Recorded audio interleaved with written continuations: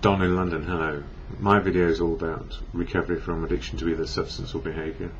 My addictive substance was alcohol. My behaviour could be equally addictive. Work, relationships, people, places, things.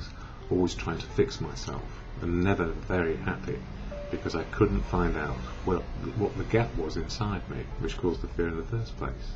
Of course, the gap inside is to be filled with good experiences if they're possible, and also to learn from the difficult experiences of life.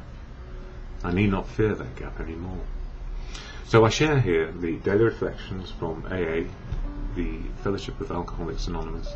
I don't speak for AA, never can, never will. It's for the unique, authentic people who speak for themselves, and it's from those people I get my experience, strength and hope, and learn wisdom from others, how to live life and be myself, so I may make my own choices. But for today it talks about conforming to the AA way. We obey AA's steps and traditions because we really want them for ourselves. It is no longer a question of good or evil. We conform because we genuinely want to conform. Such is our process of growth in unity and function.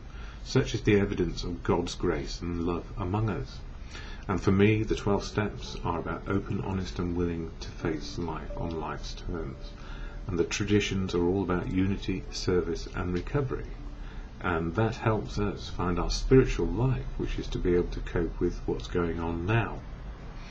It goes on to say, it is fun to watch myself grow in AA. I fought conformity to AA principles from the moment I entered, but I learned from the pain of my belligerence that in choosing to live the AA way of life, I open myself to God's grace and love.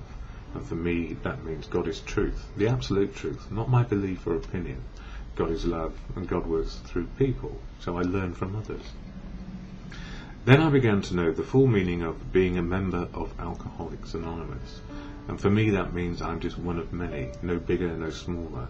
And as I always say, it's the many voices of recovery that are so important to making life possible and learning how to live well, even when it's difficult.